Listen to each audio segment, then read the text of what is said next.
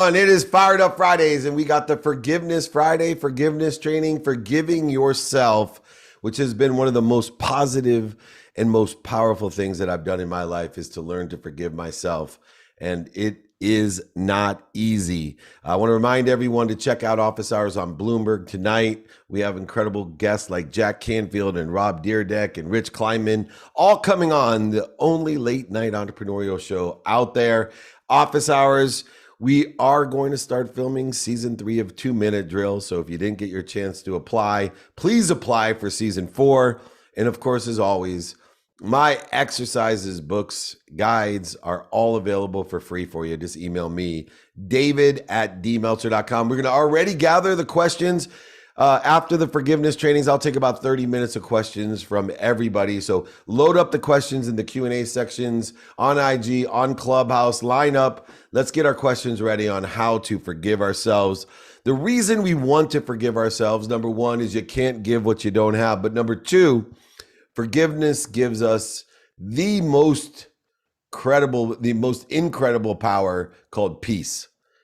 Peace allows us to clear the interference between us and the all-powerful, all-knowing, almighty source that provides us our potential, our light, our love, and our lessons. It's important for the healing process to allow ourselves to let go of the needs of the ego. And forgiveness allows us to stop, drop, and roll. It allows us to find our higher self, to plateau and grow. And it clears the interference between us and our higher selves. We need to believe, if forgiveness is going to work, we need to believe in something bigger than ourselves. So if you believe there is something bigger than yourselves that cares more about you than you care about your children or your mom cares about you, then you're in the right place, because forgiveness will heal, forgiveness will clear. And what we need to do, I have 12 steps or 12 things that I like to do to allow me to forgive myself. And the first is to cancel, clear, and connect. Part of the process of forgiving is to forgive ourselves for having negative thoughts or saying negative things or thinking about negative things. And so in a practice of forgiving ourselves, we need to cancel all negativity from our lives. We don't want to create more interference. We want to clear away the interference. It's like going to bed and waking up tired, going to eat and finishing hungry. It doesn't make any sense. We want to clear and cancel all of the negativity. So what I want you to practice in forgiving ourselves is to cancel those negative thoughts, those negative actions, and the negative words that we say. So out loud, say cancel. In your mind's voice, say cancel. Now, sometimes that forgiveness of cancel doesn't work. And what we need to do is forgive ourselves by breathing and stopping and clearing away those more inherent, energetic, inherited things that we have, the negative thoughts that are part of our neural pathways, our subconscious, part of the 40,000 of the same thoughts we have every day when we are not purposefully thinking and with attention and intention, but in a state of meditation and peace, we have these negative things that keep arising. And if you can't get those things out of your mind, you need to have a practice of clearing. A practice of clearing is a practice of forgiveness. Forgiving ourselves is clearing all the negative things out of our mind that we can't let go. And so practice telling yourself, breathing through your nose, out through your mouth, clear, clear. So we cancel anything in the conscious realm. We clear and forgive our subconscious by having those same thoughts. And then finally, the best way to shift our energy of forgiveness is to connect to our higher selves, our potential, to that higher being that you believe in, that omniscient, all-powerful, all-knowing being that you believe in order to forgive yourself so that we can connect to and through it. How do we do that? Well, I created a forgiveness practice that I don't utilize in public very often. I say, because most people think I'm absolutely insane when I practice the connect portion of the cancel, clear, connect. And what I do to forgive myself is I think about the thing that I'm not forgiving, right? I'm thinking about the attacking thought, the misbehavior, the negative energy, all the things that create interference between me and my potential, me and my higher self.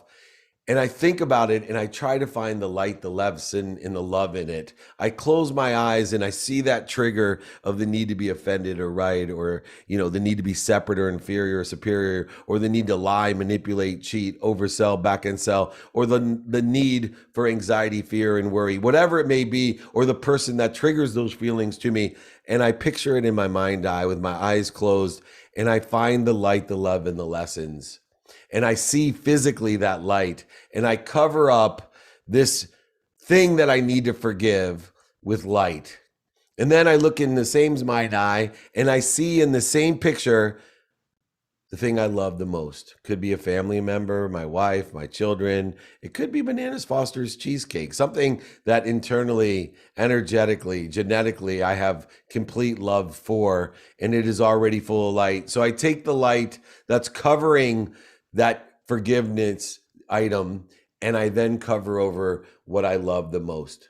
I cover it, so now I have one big ball of light in front of me that covers that which creates all the interference and the truth that I love over here. Then I take that light in the manner of Cancel, Clear, Connect, and I put it over myself. Remember, I'm by myself, no one's freaking out, my eyes are closed, and I am now holding that energy and light because I'm connected to and through that which I believe in with my full faith, that omniscient, all-powerful, all-knowing source. And I hold that light until I feel differently. I feel better. If you utilize Cancel, Clear, Connect, you will not only consciously be able to forgive yourself, subconsciously heal all the trauma that has been energetically and genetically inherited, but you actually can change your frequency, shift your energy. Each of those things needs to have the enjoyment of the consistent, persistent pursuit of your potential. Each of these things needs you to practice it every day. It doesn't just go away. Remember, when we're dealing about activating our energetic and genetic our being, it takes time, and we need to practice every day and work within the conscious continuum to do so. If you have any questions about that, please write them down, email me, put them in this thing. We'll take them afterwards. This is a methodology. I have an exercise guide on this, Cancel, Clear, Connect. It's in my book. Email me if you want it. David@dmeltzer.com. Learn how to cancel, clear, and connect. It is the modality of forgiving ourselves, utilizing forgiving our conscious thoughts, our subconscious, 40,000 of the same neuropathic thoughts, and of course, our quantum being, our personality traits, characteristics, obsessions, and addictions that always need to be forgiven so that we can forgive others. One of the greatest things about forgiveness is most of the time that we don't forgive others is because we haven't forgiven ourselves. Let me give you the classic example. Somebody cut me off on the way to work today, and I was like, and I saw myself accelerating in the wrong direction, creating interference between me and my higher self. And I realized as I was getting more agitated and angrier, I asked myself one question: have you ever cut anybody else off? And the answer is many times. And yet, why am I so upset for the exact same thing that I've done for others? When I cut someone off, I should not only forgive myself, but remember, and recollect what I'm connected to and through, so that when I cut someone off unintentionally, I am able and capable of forgiving them. Not because they deserve it, because I deserve it, because I have healed myself and forgave myself for being human, for making mistakes and having setbacks and failures and voids and shortages, and allowing myself to be less than instead of I am. You don't want to be less than, you want to be I am. I am happy, healthy, wealthy, and worthy. And when we're less than, we got to figure out what we're doing to interfere with the I am, our higher self, our higher source, with the faith of what we're connected to and through, that omniscient, all-knowing, and all-powerful force and source that we believe in. If you don't believe in it, it becomes very hard without faith to forgive yourself, and especially forgiving others. One of the steps to forgive ourselves beyond Cancel, Clear, and Connect is to understand logic. too many people try to use logic to forgive themselves. And in order to forgive ourselves, we have to focus in on our emotions, because our emotions are what create the interference, our energy in motion, our actions are energy and motions. And what we want to do, instead of thinking about or out logicking and using logic to overcome and forgive ourselves, we want to actually take actions of forgiveness. And what we want to do is change the way we look at things, so the things we look at change, as my mentor Wayne Dyer has taught me.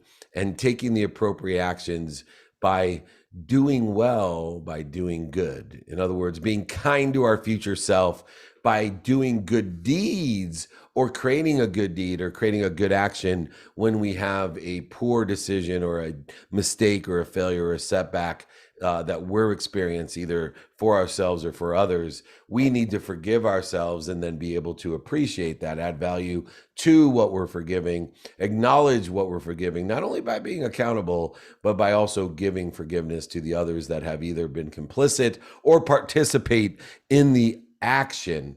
So remember, you cannot out logic your emotions. Therefore, you cannot out logic forgiveness. You need to take action. You need to change your behaviors, your characteristics, obsessions, addictions, and all of those personality traits that have continued an energetic and in genetic inheritance that most people just continue to accelerate with in the wrong direction. The third thing that I like to do in order to effectuate forgiving myself is to actually write down or speak the mistake in which needs forgiving, and then tie a lesson to it, and then create a process to access the lessons and the stories behind the mistakes, the failures, the setbacks of that forgiving circumstance, the circumstance in which we need to forgive ourselves for the mistakes, the failures, the setbacks, the pain that we cause to ourselves and to others. And so I find that if you speak and write down the mistake itself and the lesson that you've learned, and then create a system to access the lessons, you will enhance and accelerate and compound the understanding, the enlightenment, and raising yourself to a higher level, a higher consciousness of forgiveness, of peace, which creates fulfillment, passion, purpose, and even profitability. Another step, which a lot of people have heard me talk about many, many times, is to understand that these mistakes, setbacks, and failures that need forgiving ourselves so we can give it to others, they are not to be punished. We are not to punish other people for making the same mistakes that we make. When we cut off somebody else, we should not be punished, but we should not also punish somebody for cutting us off. Instead, we want to utilize all of the mistakes that need forgiving as an indicator that we have a better place to be, a better situation to be in, or to make ourselves better. Each mistake is a learning experience, holds the keys to moving forward faster, aggregating and compounding upon itself, reminding us that we could have used the best tools, methodologies, and modalities to help us forgive ourselves and others to move forward. Do your best, learn lessons, and have fun. In other words, do your best, learn lessons, and don't forget rule number 6. Rule number 6 allows you to see the mistakes, failures, setbacks, the forgiving incidences as indicators that you're not taking yourself so seriously, that you are simply an ignorant, humble person that is not taking themselves so seriously. When you feel offended and you need to forgive others and you need to forgive yourself, remind yourself, rule number 6, I'm doing my best, I'm learning lessons, and I'm not going to take myself so seriously. I'm going to have a good time and have fun. The next step to forgiving yourself is to give yourself permission to stop, drop, and roll. Stop, drop, and decide to roll. Give yourself permission to stop. I just had a conversation with one of my employees, and both of us have known each other a long time, and we have a heavily emotionally charged relationship that can accelerate out of control, not in forgiveness or peace, but in interference, anger, anxiety, fear, whatever it may be, ego for sure, edging goodness out of our relationship, the ego, all the time. And We had a discussion about allowing ourselves and giving ourselves permission when we feel the anxiety, stress, anger between each other to stop, not to accelerate in the wrong direction, not to allow more interference, void, shortages, and obstacles to come between us, but to stop. Allow ourselves time to breathe and to drop down to center, to forgiveness, to peace.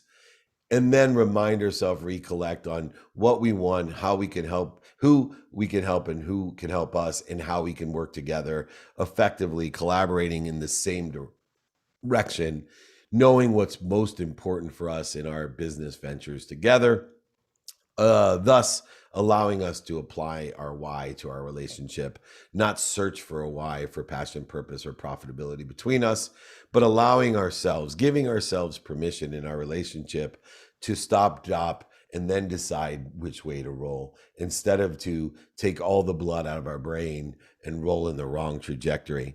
The next step to forgiving ourselves is to have a conversation with ourselves. We all have an inner voice. And when we're having these conversations, what I want you to do is look for the patterns that exist in the conversation.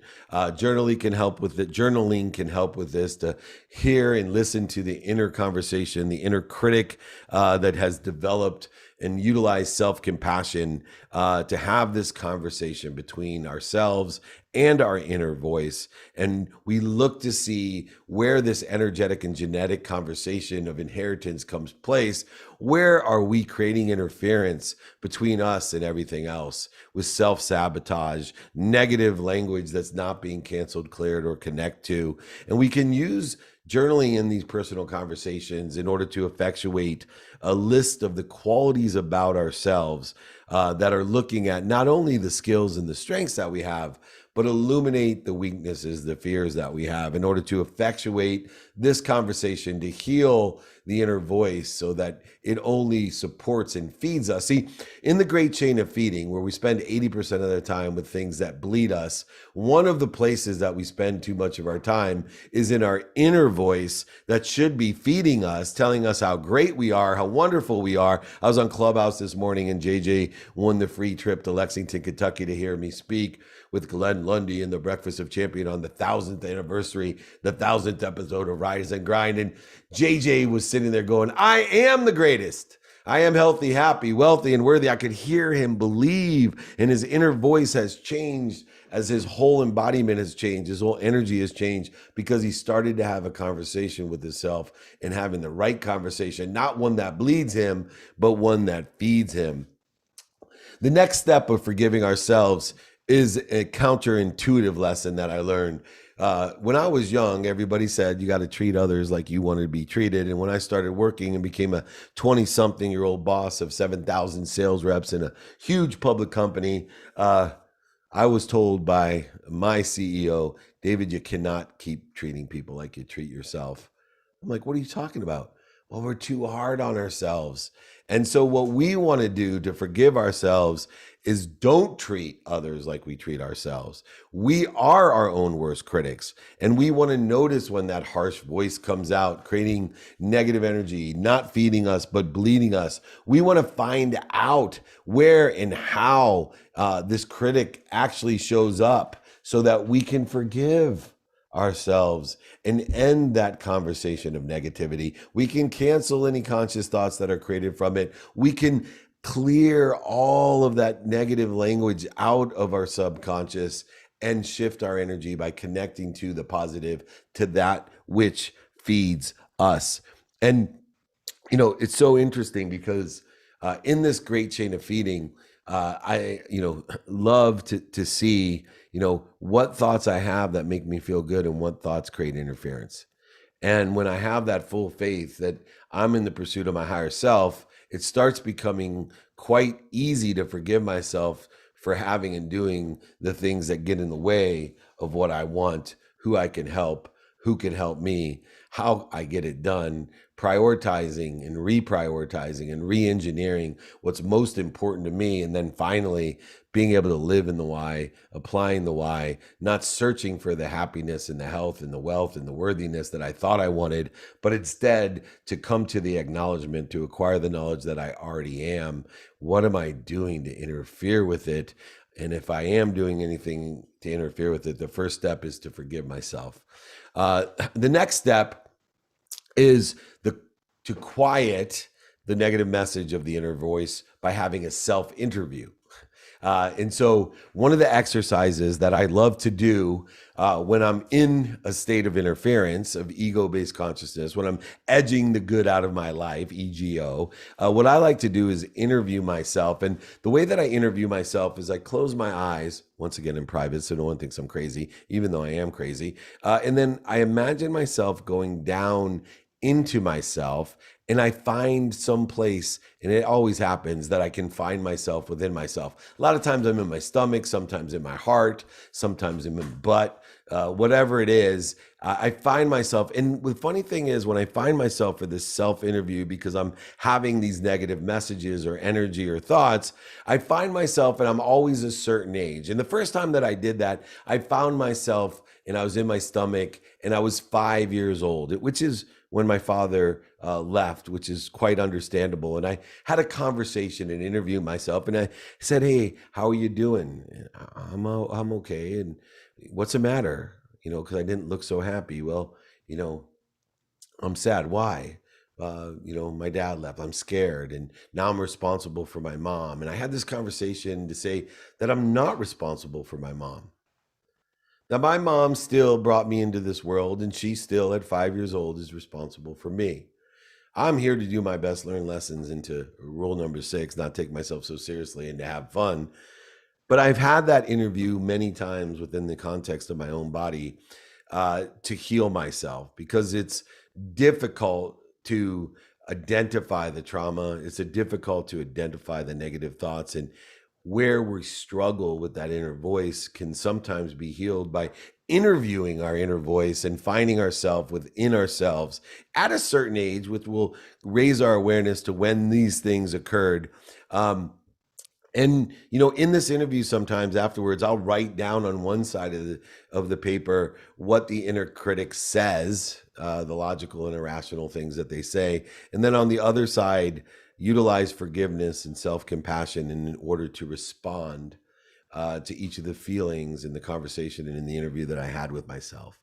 One of the great exercises that I utilize to forgive myself is to find myself at a certain age within myself and interview myself.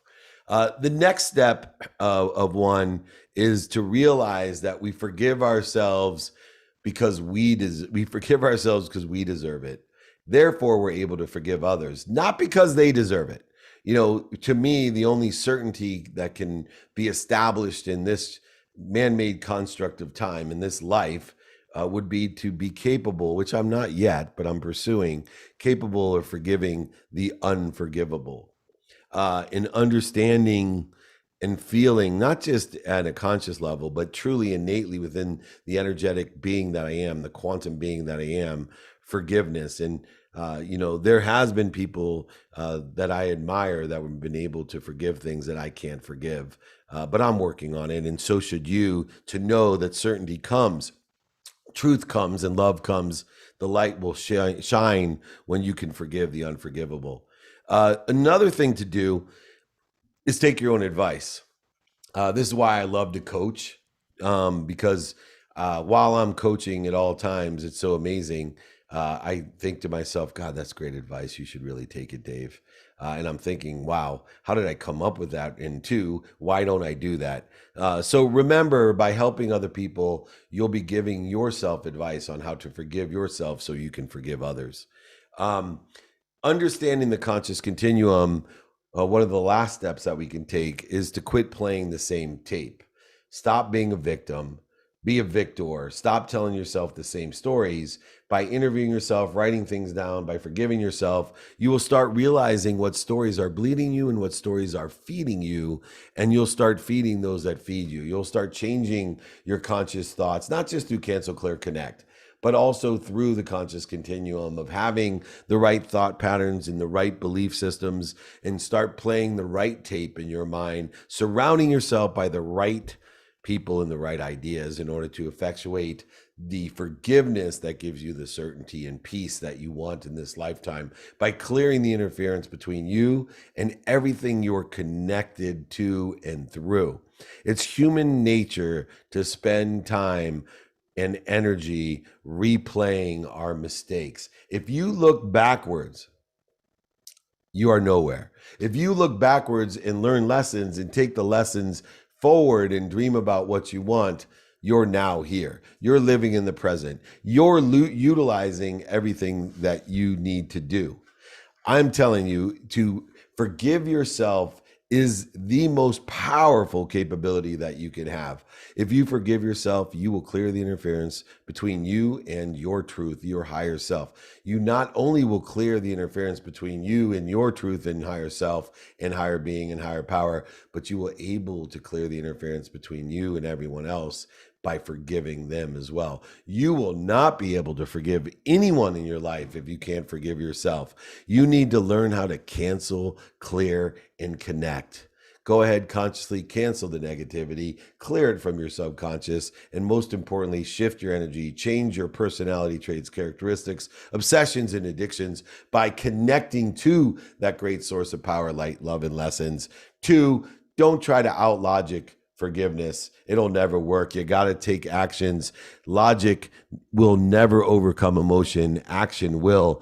Don't forget to speak and write not only the mistakes, but the lessons, and then create a system to access those lessons. You will forget every lesson you've ever learned, but you have the power to access it. So create a system to access the lessons from the forgiven mistakes that you've made.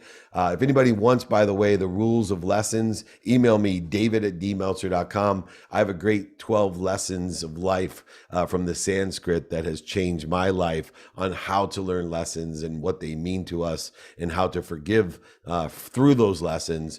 Remember also that those mistakes, failures, setbacks, to forgive them is to realize that they are indicating that we have a better place, a better position, or a better situation. Give yourself permission when these happen, these and transgressions in our lives, to stop, to breathe and drop, and decide to roll together collaboratively in the same or by yourself, the right direction in forgiveness, into certainty. Don't forget to have a conversation with your inner self and look for the patterns that have been energetically and genetically inherited. And most importantly, don't treat yourself like you treat others. Treat others better than you treat yourself, and learn to treat yourself better by forgiving yourself and giving forgiveness to others. Quiet the negative messages of your inner voice with an internal self-interview. Write down the patterns and the self-sabotage that you learned and the healing ways on the other side of self-compassion and forgiveness. Don't forget to take your own advice. When you're giving advice, you're giving it to yourself. When you're forgiving yourself, you're forgiving others as well. Quit playing the same stories, the same tape. Be a victor, not a victim. You can forgive yourself, heal, grow, learn, accelerate. And then finally, if none of this works, seek professional help. I recently, over the last year, have sought personal help, therapy for myself. I've been giving advice for so long. I never realized the power of healing and having someone that is a professional understand all the different traumas and the effects that they had. So one way to forgive yourself, the last way, is to seek professional help. If you're full of anxiety, fear, depression, interference, forgiveness isn't working for you, these steps aren't working for you, seek a professional, ask for help. Everyone, don't forget this exercise of the 12 steps of how to forgive yourself. Email me, it's free, david@dmeltzer.com. Cancel, clear, connect, david@dmeltzer.com. My books, guides, exercises. I will give everyone, I will sign a copy of my book. I will send it to you, pay for shipping. Just email me, david@dmeltzer.com. We are loaded up with questions. Load me up with more. Here we go. Let's get started. I'm going to take one online, and then at Clubhouse, we'll start with who's my leadoff hitter in my coaching group. She's always my leadoff hitter, Christina Madrigal. Get ready. I'm going to take a question online, and we'll get right to you. I heard you talk about the 4 elements for life. What are those? The 4 necessities in life are what I'm focusing in on both. This is the great takeaway epiphany that I've had recently and learned from an interview that I had is we only need 4 things or 4 elements to live. We need food, we need water, we need air, and we need sleep. And if all you do is focus in on what we need to the best of your ability, everything else will take care of itself. So I'm looking at this forgiveness side of things as what's feeding me. What's feeding me is one of the key elements or the key necessities in life because you need food to live. And I'm not talking about, hamburgers and hot dogs. I'm talking about what's feeding me emotionally, what's feeding me people, ideas, and food, nutrition. What nutrition am I taking in? And then 2, hydration. You're 80% water. Water is the conduit between you and the higher vibration or frequency. Energy comes through you, grounded through you to others. If you are not hydrated correctly, if you're not putting in the high quality H2O, like in the movie Waterboy, you're making a big mistake. You need the best water. You need to make sure you're drinking correctly, hydrating yourself. And then 3, breathing. You need air. You need to breathe in order to live. One of the key 4 elements, the key 4 necessities in life. Focus in on your breathing, whether it's meditation, whether it's stop, drop, and roll. You got to breathe through your nose, out through your mouth, whatever Wim Hof methodology of breathing you want to use, you got to breathe. So focus in on that key element. And then finally, the most frustrating and most powerful element is sleep. I can't believe how many people in the world tell me that they go to bed to rest and they wake up more tired.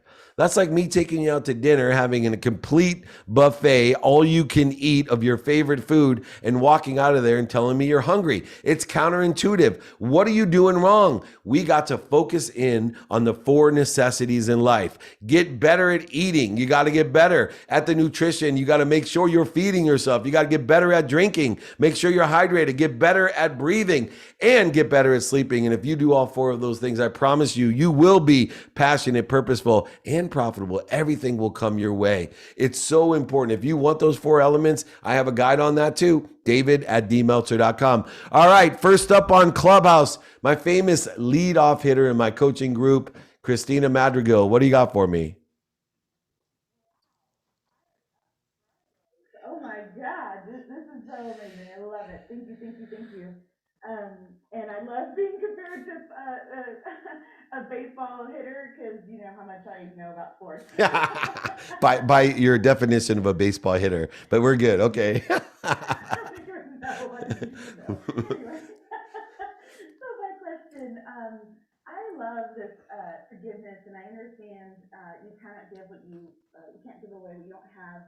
So with regards to self forgiveness, I'm coming into a little bit of a realization that I seem to have tied a lot of behavior to my worth. And so when I'm starting to self forgive, I'm like, oh, wow, there's a behavior there. So I guess it's associated with like good behavior equals good person. And so I don't know if all that makes sense, but can you untangle that mess for me, if that makes sense? And thank you so much. Yeah. So, once again, we're always tying the judgments and conditions in life to what other people think. And good behavior itself is what you're doing when no one's looking. And so, just as if we only can forgive ourselves, in order to forgive others, we ourselves have to live in hypocrisy because we know what we want, who we can help, and who can help us, and how to get it done. We should be prioritizing about what's most important to us and living in this perfect light and love, and yet we're human. And we have so much interference, mistakes, setbacks, failures that nobody knows about. And what happens is if we're dwelling upon that without forgiveness, that it creates voids, shortages, and obstacles in between us and what we want. And when we create the void, shortages, and obstacles between us and this higher power of self, then it automatically transcends itself down into our relationships with everyone else. And then we have a need to be approved or please those that we may not even like. And we do that a lot of times by utilizing the wrong actions or utilizing our energy in the wrong way, including our currency in the man-made construct of time called money, utilizing that, buying things we don't need to impress people we don't like, just because of this idea that you have that we are attaching our own self-worth to what other people think, instead of realizing we're happy, healthy, wealthy, and worthy, and realizing that those are the things that are interfering with our happiness, health, wealth, and worthy. This counterintuitive action of trying to please others scares them away instead of trying to love ourselves, which attracts more and more people. So what I want you to do is I want you to look within yourself and learn to love you by forgiving yourself for being a hypocrite, for changing your mind, for learning lessons, for making mistakes,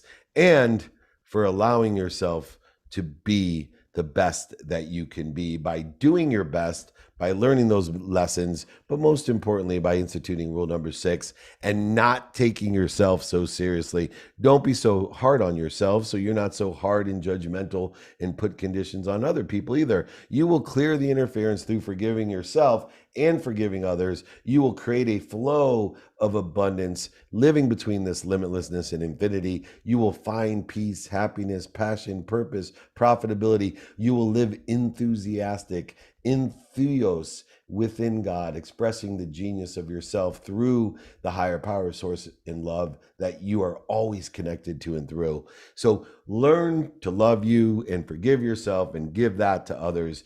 Don't worry about the judgments and conditions of others. Don't attach your emotions to what other people think, what's missing and what you don't want. Attach it to the journey, to the enjoyment of the consistent everyday, persistent without quit pursuit of your own potential by forgiving yourself for not reaching it. Does that sound fair, Christina? Absolutely, and I could feel that in every single cell of my body was just like, woohoo, this is amazing. So thank you, and thanks the team as well. As always, have a wonderful weekend. Thank you. Thank you. Excuse me. Oh, almost sneezed. Sorry. Oh, there we go. Got it out. All right. Next up on Clubhouse. I'm going to take a question online. Next up on Clubhouse, my 2 favorite letters. Gigi, you'll be up next. Question here. What if we have a significant other that won't let us forgive our past heirs? Well, first of all, nobody has that control over you of what you can forget or forgive. So other people, see, once we forgive ourselves, the natural course of physics, metaphysics, and quantum physics only will allow within an amount of time that person to forgive us as well. We may feel as if there's pressure or awareness to other people wanting us not to forget or forgive. But in the end, we determine the meaning of what we give. We determine our own forgiveness. I had a client once, and he was married, and he cheated on his wife years ago. And this person texted him, and he was in the shower, and she saw it, and she immediately threw him out of the house. She immediately got a divorce lawyer. And this is after many, many years of marriage. And he called me and he asked me what to do and said she will not let him, forgive him. And he's begging her to come back. And he's, begging to be able to come back, begging her for forgiveness. And I said, whoa, whoa, whoa, whoa, whoa. You're way outside of where you need to be. You need to start by forgiving yourself. Stop calling her. Stop asking for something that she can't give you. Stop asking for something and attaching that something to your outcome. Let's take a few moments every day to think about how grateful you are, what you've learned, and forgive yourself. And then take accountability by asking yourself, what did I do to attract this to myself? And what am I supposed to learn from it? Dwell into those lessons, like the 12 lessons that I talked about, and live in forgiveness. Forgive yourself. And I promise you, the resistance will become less and less and less. And a conversation will come your way instead of you creating resistance. And sure enough, as hard as it was, this client of mine just kept forgiving themselves and working through it and learning lessons and talking with me and finding the light, the love, and the lessons in what they had done, and took accountability. And sure enough, there was less and less resistance from his wife. and more forgiveness from his wife. The same way, there was less and less resistance within himself and more forgiveness within themselves. And I'm happy to say that they've reconciled because he learned to forgive himself. And it's just a matter of time. It is like being vulnerable is being invulnerable. Illuminate who you are and allow who you are. Don't ask for forgiveness. Forgive yourself, and forgiveness will come. And if somebody cannot forgive you for your past errors, then they should maybe look within themselves to forgive themselves, because I promise you, there's no perfect people. And although they may not have mirrored a significant mistake in the same respect of that significant mistake, I've been married 24 years, and I know that my wife has made significant mistakes that have damaged my trust in relationship, and that I have done the same, but I can only forgive myself and allow her to forgive herself, which has cleared a lot of interference. And after 24 years, I can happily say that despite the stupidity that we both have ventured into in varying degrees, in varying ways, that I've never been happier and more connected to my significant other. And I think it's possible in every relationship to share the same. So forgive yourself. Do not ask for forgiveness. Do not seek something that you can't control. Control what you can. Forgive yourself.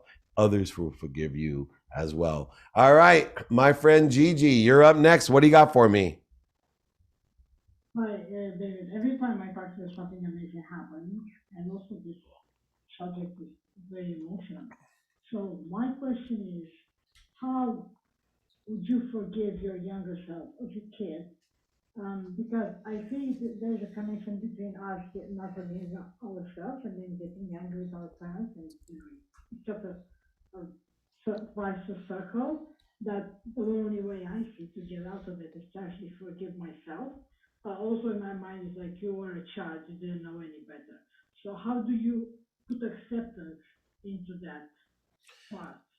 Yeah, well, I think age is a determination less important than experience. So obviously, when we're younger in age, we have less situational knowledge experience. We've paid less of a dummy tax, and we have to learn. If you were born so wise when you were 3 years old, you wouldn't try to put your hand in a fire, right? We have to learn, and in order to learn, somebody has to slap our hand and tell us, no, don't do that. There's a better way to do this, a better situation to be in. That's what the universe does. That's why it's so important that you have to believe that there is a higher source or a higher being that's loving you more than your parents love you or you love your own children. These are just snapshots.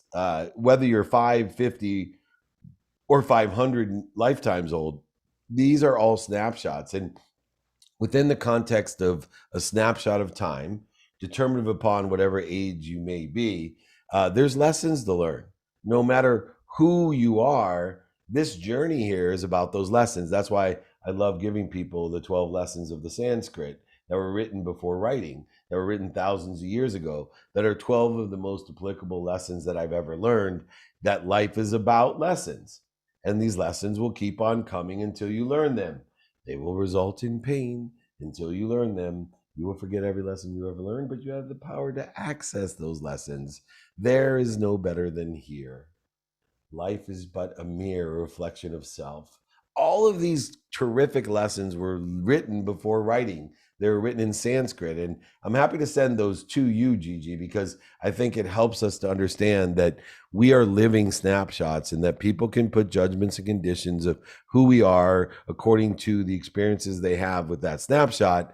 But in the end, we're the only ones that get the full picture, get to watch the full movie, that get to learn the lessons and tell the stories again and again and again, and get to be hypocrites, that get to do our best, learn lessons, and not take ourselves so seriously. Hopefully re-engineering our vision from ignorant arrogance, where we think we actually know something or we know everything, into an ignorant humility that says, I don't know what I don't know. I'm just here enjoying the best that I can do by not taking myself so seriously and learning these lessons as I go along. So do not punish yourself from the lessons learned in the past or the age or wisdom that you had from the snapshot of the experience that other people have encountered, but instead forgive yourself. Remind, remember, and recollect that everyone also is living through and to their own power and their own source, their own omniscient, all-powerful being that allows them to be the best that they can be. If they do, at the best of their capability, enjoy the consistent, persistent pursuit of their potential by doing their best, learning lessons and having fun, which is what I see you doing. So stop creating void, shortages, and obstacles. Stop beating yourself up. Treat others better than you even treat yourself. Forgive yourself for those snapshots, and you will find healing and acceleration, growth, and lessons within the construct of that. Does that sound fair? Yeah, like this made me so humble, and yeah, I would love to get to those lessons. And the exercise for the strength as well. So I want to start working more on this. I love So thank you so much for giving the perspective of snapshot. Like I don't know. Perfect. Thank Well, you. we're all in a snapshot. Thank you for participating in this snapshot today. Gigi, I appreciate it. Anyone also that would like the lessons of life, the Sanskrit lessons of life, email me, david@dmeltzer.com. I'll add in my book, ebook, audiobook. I'll sign a copy of my book, send it to you, a friend, a family member. I don't care. I'll pay for shipping and the book. Not a problem. You just got to email me, david@dmeltzer.com. All right, I'm going to take another question online. And our next guest on Clubhouse is Frank Freeney. All right, here we go. Let me see here. David, is there any opportunity to quickly share something about my experience with forgiveness? I'd love that opportunity. Yeah, on Clubhouse. Go ahead. We're there every Friday. We can share that. Or today, if we have time, reach out, get in line here, and you can share your experience with forgiveness. How do you forgive yourself with family? How do you forgive yourself? And then while they continue to be in judging behaviors, it does not matter, once again, what other people think. It doesn't. You'll never be able to change somebody else's mind. That's why I look for open minds, not closed mind, because it's impossible to change a closed mind. An open mind is one that will change itself and align with and take action with what they believe. Quick question here. I like this one. What do you tell people who don't believe in woo-woo stuff? Everybody believes in woo-woo stuff to some degree. Once again, I'm looking for like-minded people who have open minds, open hearts, and open hands. Whether you want to define the higher power of source energy, love, light, and lessons as woo-woo is up to you. But I break things down as simple construct of one. Do you believe in a higher source? Do you believe in a higher self? Do you believe in a power that is greater than us? Do you believe there's something bigger than us?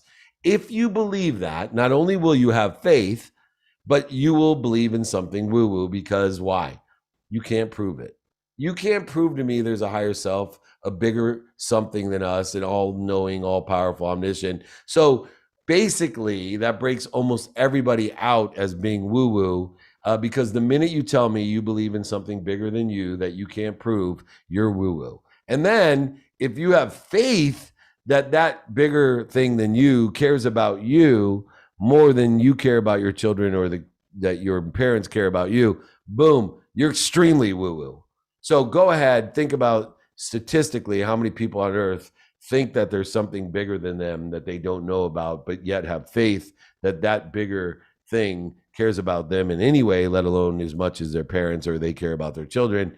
You're talking about almost everyone on earth. So I don't usually tell anyone that doesn't believe in woo-woo, but what I do is ask open-ended questions and to determine what degree or what beliefs they have that are woo-woo, not defining it as woo-woo, but just understanding their own power, their own spirituality, their own energetic and genetic inheritance, whatever it may be. So I don't tell anyone, but I ask. That's why I've created an open-ended question guide in order to facilitate at what level or spectrum of belief, of feeding that I can give them in order to effectuate acceleration, growth, compound interest towards what they want, who they can help, who can help them, how best they can get that done, prioritizing and helping them understand what's most important to them so that they can apply their why.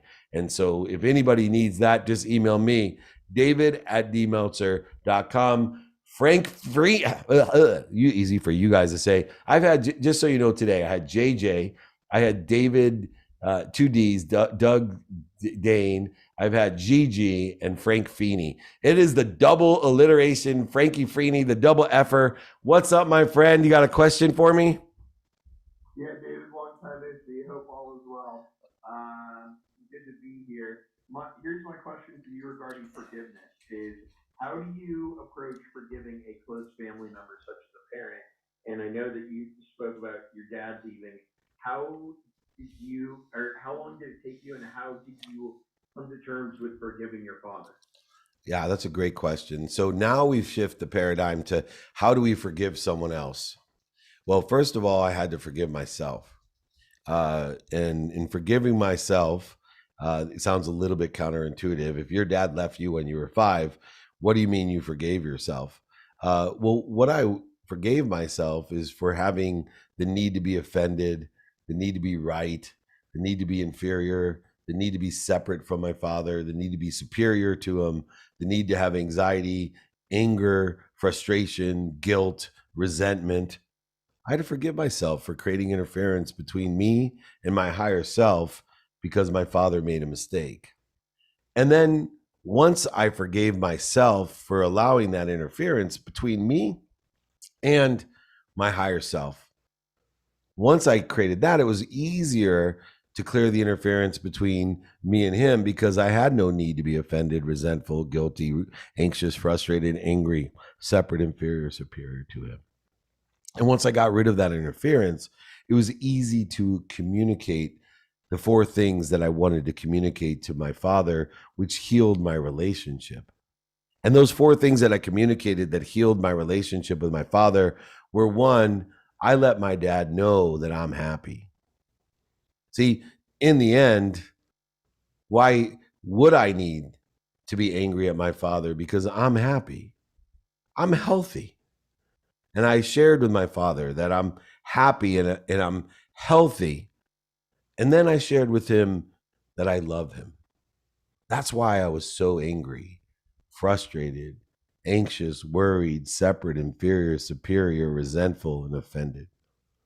Because I loved him so much, because he's my dad. And I looked up to him so much, and it hurt so much that he would leave me. And then when I told him I loved him, I told him the final thing that he needed to hear beyond that I was happy, healthy, and and loved him. And that was, I appreciated him. That he added value as if a house had appreciated or an investment is appreciated, like your Doji coin or the Shibus or whatever are appreciating right now. But I appreciated him, that he added value to my life. Once I forgave myself for creating the ego-based consciousness, edging goodness out of my life, creating interference between me and my higher self, my forgiving self, me and that omniscient, all-powerful, all-being thing that comes through me with that appreciation and acknowledgement, I was able to give it away and then recollect, and remember the oneness I have with my father by articulating to him, number 1, that I am healthy, I am happy, that I love him, and most importantly, appreciate him as well, that he adds value to my life.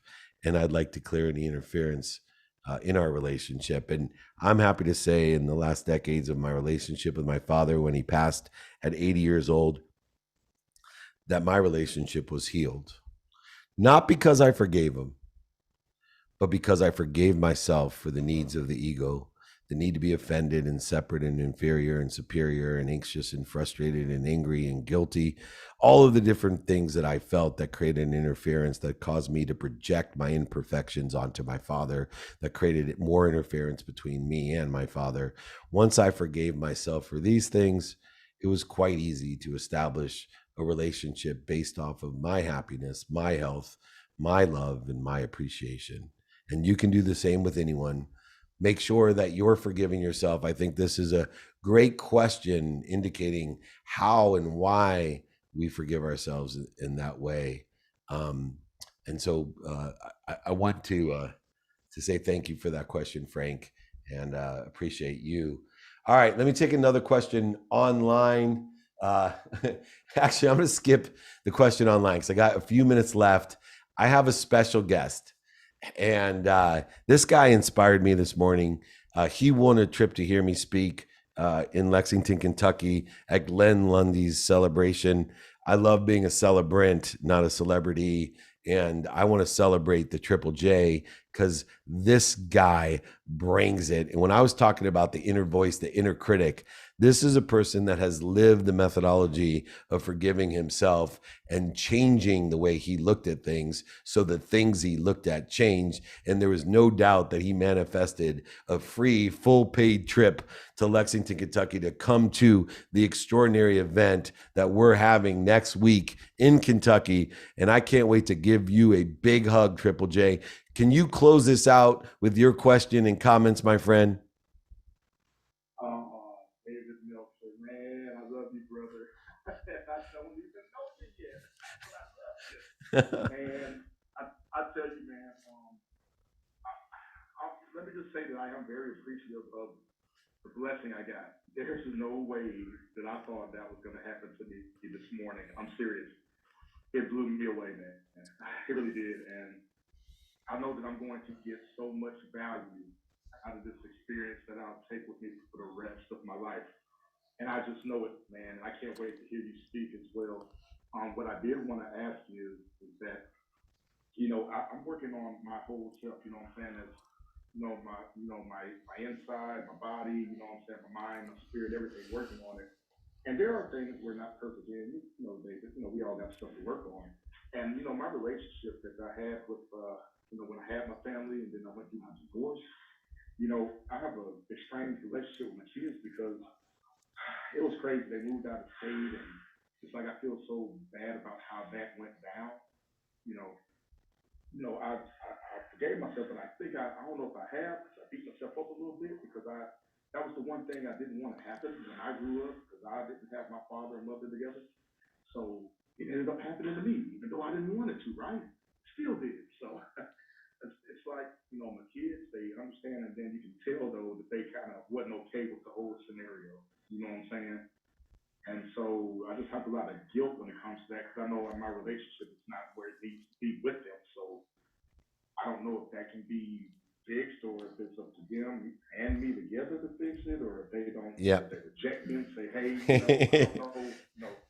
Their judgments and conditions are not what you have control of. And so we have control, Triple J, of your mindset, your heart set, and what you do. And what I suggest you do is every day, forgive yourself.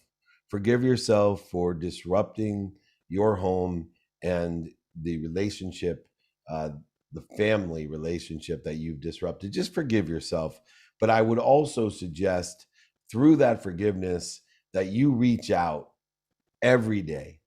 I spend a minimum of 2 minutes a day with my 3 teenage daughters. And my father, as much as I hated him, he used to call me. I'm getting choked up. But he used to call me.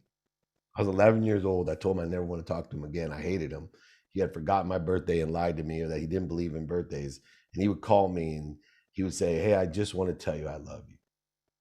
And I'd say, I'm not listening. Bye. And hang up on him again and again and again. And he never stopped. He never stopped trying to reach out to me. When I was ready, it wasn't at 30, I still wasn't ready. He tried to reach out when I was 30. He tried to teach me a lesson not to, think money would buy me love and happiness. He tried to teach me, and I said, dude, quit punishing me. You're a liar, a cheater, a manipulator, overseller, back-end seller. I hate you. Get out of my life. But he kept planting seeds under a tree that someday he got to sit under. One, because he didn't quit on me. As much as I hated him, I love the fact that he called me to tell me that he loved me. I love the fact today that for the rest of my life, that I remember him as someone trying to teach me to be my best self. Someone who made tons of mistakes and wanted me not to make the same mistakes without putting judgment or condition on me the way that I put it on him. Someone who unconditionally loved me as bad as I was as a son to him, in blame, shame, and justification for the hurt that I couldn't forgive. And once I did forgive, that hurt, like I said.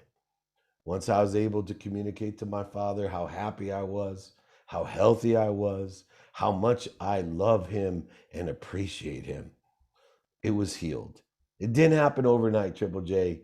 So just keep on forgiving yourself. Get rid of the guilt, the resentment, the offense, the separation, the inferiority, and the superiority.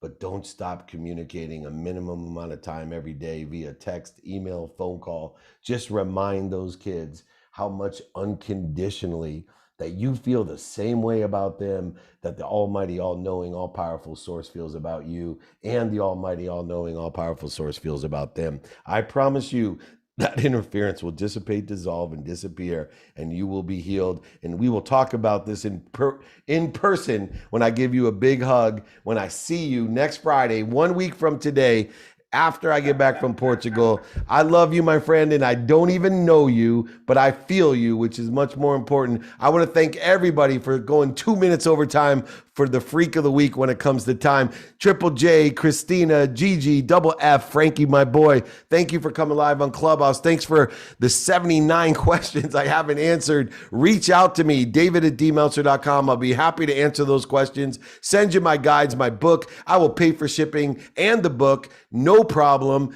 Remember, next week topic will be hot seat coaching, one-on-one coaching with me. You'll get an example of it with the incredible Alan Lazarus and Kevin Palmieri, some of my oldest clients. It'll be 6 a.m. Eastern time from Kentucky, 9 a.m. Pacific time.